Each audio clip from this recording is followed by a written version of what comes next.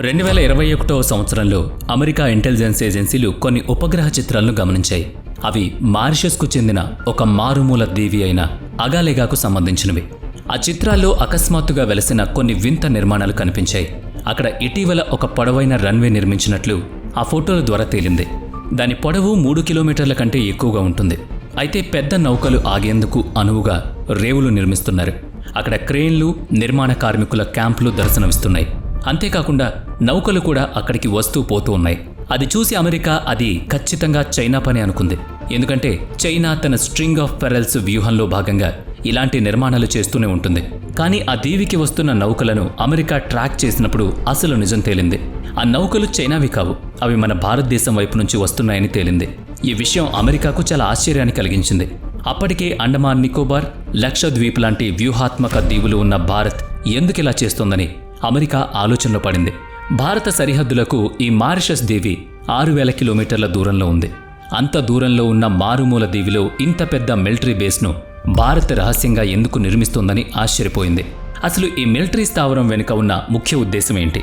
China నిర్మిస్తున్న string of పెరల్స్కు check పెట్టేందుకే Bharat ఈ అగాలెగా స్థావరాన్ని ఏర్పాటు చేసిందా? ఇది భారతదేశపు నెక్లెస్ ఆఫ్ డైమండ్స్ వ్యూహంలో భాగమేనా? లేక హిందూ మహాసముద్రంలోకి ఎవరు వచ్చినా ఈ సముద్రం కేవలం భారతదేశానికే చెందుతుందని ప్రపంచానికి సందేశం ఇవ్వాలనుకుంటుందా? ఇది చాలా ఆసక్తికరమైన మరియు సమాచారంతో కూడిన వీడియో. దయచేసి దీని చివరి వరకు చూడండి. హిందూ మహాసముద్రం ప్రపంచంలోనే 3వ అతిపెద్ద సముద్రం. ఇది ఆఫ్రికా ఖండం నుంచి ఆస్ట్రేలియా వరకు చాలా విశాలంగా వ్యాపించి ఉంది. ప్రపంచవ్యాప్తంగా జరిగిన సముద్రపు చమురు రవాణాలో 80% కంటే ఎక్కువ ఇక్కడి నుంచే జరుగుతుంది. ఇందులో ఉన్న strait of Hormuz, Bab el Mandeb మరియు మలాకా స్ట్రెయిట్ లాంటి ప్రాంతాలు చాలా కీలకమైనవి. ఈ ప్రాంతాలు హిందూ మహాసముద్రాన్ని భౌగోళిక రాజకీయాల పరంగా చాలా సున్నితమైన ప్రదేశంగా మార్చేస్తాయి. 2012 లెక్కల ప్రకారం ప్రపంచంలోని ఇనుప ఉత్పత్తిలో 35% ఈ సముద్రం నుంచి వస్తుంది. అలాగే 18% బంగారం, 17% చమురు నిల్వలు కూడా ఇక్కడే ఉన్నాయి. దీంతోపాటు 28% సహజ వాయువు ఉత్పత్తి కూడా ఇక్కడి నుంచే జరుగుతుంది. ఈ అపారమైన వనరుల కారణంగానే ఈ సముద్రం మొత్తం ఆసియా భవిష్యత్తును నిర్ణయిస్తుంది. కానీ గత కొన్నేళ్లుగా, ముఖ్యంగా 2010 తర్వాత చైనా ఈ ప్రాంతంపై కన్నేసింది. హిందూ మహాసముద్రంలో తన ఆధిపత్యాన్ని చలాయించాలని చైనా చూస్తోంది. అందుకోసమే ఆ దేశం స్ట్రింగ్ ఆఫ్ పెరల్స్ అనే ఒక వ్యూహాన్ని రచించింది. ఈ వ్యూహంలో భాగంగానే 2017లో చైనా తన మొదటి విదేశీ మిలిటరీ స్థావరాన్ని నిర్మించింది. దాదాపు 60 బిలియన్ల ఖర్చుతో బిబౌటీలో ఆ స్థావరాన్ని ఏర్పాటు చేసింది. ఆ తర్వాత పాకిస్తాన్లోని గ్వాదర్ పోర్ట్లో అడుగుపెట్టింది. దాన్ని అనుసరించి శ్రీలంకలోని హంబన్ తోట పోర్ట్కు కూడా చేరుకుంది. అలాగే కెన్యాలోని మొంబాసా, టాంజానియాలోని దార్ ఎస్ సలాం, మయన్మార్లోని కౌక్ప్యూ పోర్ట్లలో కూడా తన ఉనికిని చాటుతోంది. ఇప్పుడు చైనా బంగ్లాదేశ్లోని చిట్టగాంగ్ పోర్ట్లో కూడా పెట్టుబడులు పెడుతోంది. ఈ పోర్ట్స్ అన్నిటి ద్వారా హిందూ మహాసముద్రంలో తన ప్రభావాన్ని పెంచుకోవాలన్నదే చైనా ప్రధాన లక్ష్యం. ప్రత్యక్షంగా మరియు పరోక్షంగా సముద్రంపై పట్టు సాధించాలని చూస్తోంది. చైనా వేస్తున్న ఈ ఎత్తుగడలు భారతదేశానికి చాలా పెద్ద ముప్పుగా మారాయి. ఎందుకంటే భారతదేశపు మొత్తం వాణిజ్యంలో 95% ఈ హిందూ మహాసముద్రం గుండానే జరుగుతుంది. చైనా వ్యూహాలకు గట్టి బదులు ఇవ్వడానికి భారత్ ఒక అద్భుతమైన ఎత్తుగడ వేసింది. ఆ ఎత్తుగడే అగాలెగా దీవిలో చేపట్టిన ఈ భారీ ప్రాజెక్ట్. మారిషస్కు చెందిన ఈ అగాలెగా ప్రాంతం 2 చిన్న దీవుల కలయిక. అందులో ఒకటి నార్త్ అగాలెగా కాగా రెండోది సౌత్ అగాలెగా. ఇవి మారిషస్కు ఉత్తరంగా దాదాపుగా 1100 కిలోమీటర్ల దూరంలో ఉన్నాయి. ఇవి ఎంత మామూలు దీవులంటే ఇక్కడ మొత్తం జనాభా కేవలం 300 మాత్రమే ఉంటుంది. ఇక్కడ ప్రజలు ముఖ్యంగా చేపలు పట్టడం, కొబ్బరి తోటలు పెంపకం లాంటివి సాగిస్తూ ఉంటారు. గతంలో ఇక్కడ కేవలం ఒకే ఒక్క చిన్న రన్వే ఉండేది. అది కూడా కేవలం చిన్న ప్రొపెల్లర్ విమానాలు దిగడానికి మాత్రమే సరిపోయేది. అలాగే సరుకులు తెచ్చే పడవలు ఆగడానికి ఒక చిన్న రేవు మాత్రమే ఉండేది. అందులోంచి చిన్న పడవల ద్వారా సరుకులను దించేవారు. కానీ ఇప్పుడు ఈ దీవి రూపురేఖలు పూర్తిగా మారిపోయాయి. ఎందుకంటే 2015లో ఈ దీవిలో మౌలిక సదుపాయాలు అభివృద్ధి చేయడానికి భారత్ మరియు మారిషస్ ఒక ఒప్పందం కుదుర్చుకున్నాయి. మొదట్లో ఈ దీవిలో స్థానిక ప్రజల కోసం విమానాశ్రయం మరియు ఇళ్లు నిర్మిస్తామని చెప్పారు. కానీ తరువాత వచ్చిన ఉపగ్రహ చిత్రాల ద్వారా అసలు విషయం బయటపడింది. భారత్ అక్కడ 3 కిలోమీటర్ల పొడవైన రన్వేను నిర్మిస్తోందని స్పష్టమైంది. అలాగే పెద్ద నావికాదళ నౌకలు ఆగేందుకు వీలుగా రేవులను కూడా కడుతున్నారని తేలింది.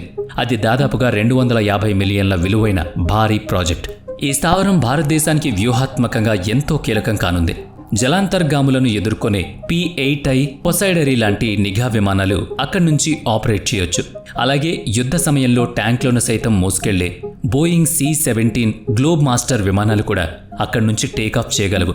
మారిషస్లోని ఈ అగాలేగా దీవిలో ఏర్పాటు చేసిన ఈ వ్యూహాత్మక స్థావరం ద్వారా హిందూ మహాసముద్రంలో చైనాను భారత్ సమర్థవంతంగా అడ్డుకోగలదు. హిందూ మహాసముద్రంలోని చైనాను దెబ్బతీయడానికి భారతదేశానికి ఇది అత్యంత శక్తివంతమైన మార్గం. ఎందుకంటే నైరుతి హిందూ మహాసముద్రంలో ఇప్పటి వరకు భారతదేశ నౌకాదళం దృష్టి అంతా చేరుకోలేని ఒక చీకటి కోణాన్ని ఇది భర్తీ చేస్తుంది. గతంలో మన కన్ను పడని ఆ ప్రాంతంలో ఇప్పుడు భారతదేశ నిఘా మరింత పటిష్టం అవుతుంది. ఎందుకంటే ఈ దీవి మొజాంబిక్ ఛానల్కు చాలా దగ్గరగా ఉంటుంది. చైనా తనకు కావలసిన చమురు మరియు ఇంధనాన్ని కేప్ ఆఫ్ గుడ్ హోప్ మార్గం ద్వారానే దిగుమతి చేసుకుంటుంది. ఇప్పుడు మొజాంబిక్ ఛానల్ మరియు తూర్పు ఆఫ్రికా తీరంపై నిఘా పెట్టడం ద్వారా చైనా ప్రత్యామ్నాయ ఇంధన మార్గాలను భారత్ నియంత్రించగలదు. భవిష్యత్తులో చైనా గనక మనతో ఏదైనా కయ్యానికి కాలు దూవితే భారత్ మలకా స్ట్రెయిట్ను సులభంగా మూసేస్తుంది. అవసరమైతే చైనాకు ఉన్న మరో ప్రత్యామ్నాయ మార్గంపై Africa Cape of Good Hope దాన్ని కూడా భారత్ అడ్డుకోగలదు. అగాలేగా దీవిలో భారత్ నిర్మించిన 3000 మీటర్ల రన్వే ఇప్పుడు పూర్తిగా అందుబాటులోకి వచ్చింది. అక్కడి నుంచి జలాంతర్గాములను వేటాడే P-8I, పొసైడర్ లాంటి విమానాలు సులభంగా ఎగురుతాయి.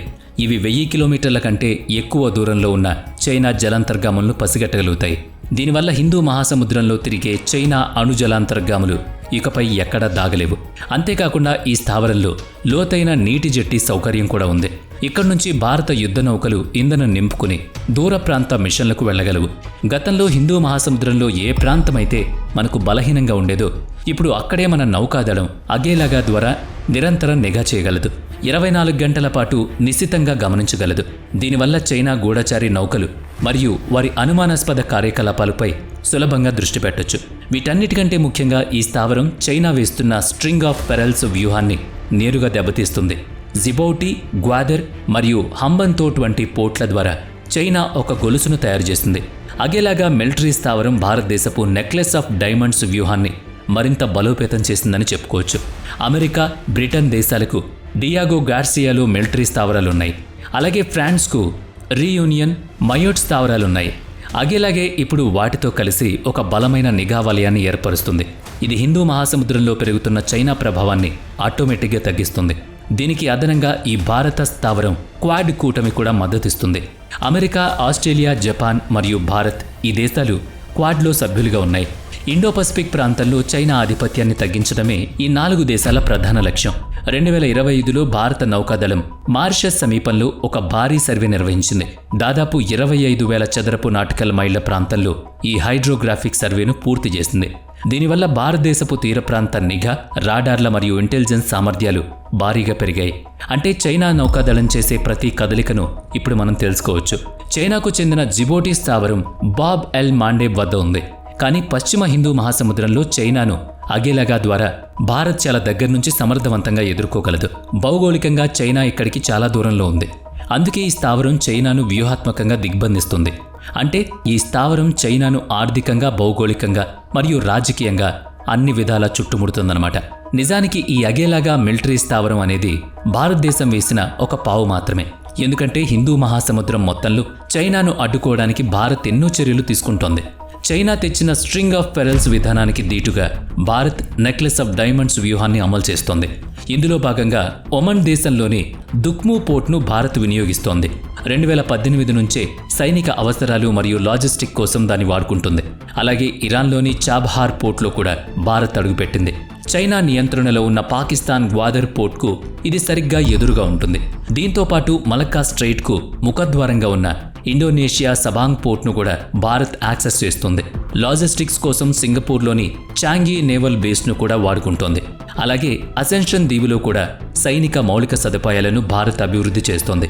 వీటన్నిటి ద్వారా చైనా విస్తరణను భారతదేశం సమర్థవంతంగా అడ్డుకోగలదు. మొత్తంగా చూసుకుంటే అగేలాగా స్థావరం మరియు ఇతర ప్రాంతాల్లో విస్తరించిన భారత స్థావరాలు చైనాకు ఒక స్పష్టమైన సందేశాన్ని ఇస్తున్నాయి. హిందూ మహాసముద్రం ఇకపై కేవలం చైనా అడుగుకే మైదానం కాదని తేల్చి చెబుతోంది. భారత్ ఇప్పుడు ఇక్కడ బలంగా పాతుకుపోతోంది. భవిష్యత్తులో చైనా వైపు నుంచి వచ్చే ప్రతి ముప్పును ఇప్పుడు ధైర్యంగా ఎదుర్కోబోతున్నామనేది దీనికి సంకేతం. వీడియో నచ్చితే లైక్ చేయండి, షేర్ చేయండి. ఇప్పటి వరకు మన ఛానల్ని సబ్స్క్రైబ్ చేయనట్లయితే ఇప్పుడే సబ్స్క్రైబ్ చేసుకుని పక్కనే ఉన్న బెల్ ఐకాన్పై క్లిక్ చేయండి. నెక్స్ట్ వీడియోలో మళ్ళీ కలుద్దాం. Thanks for watching.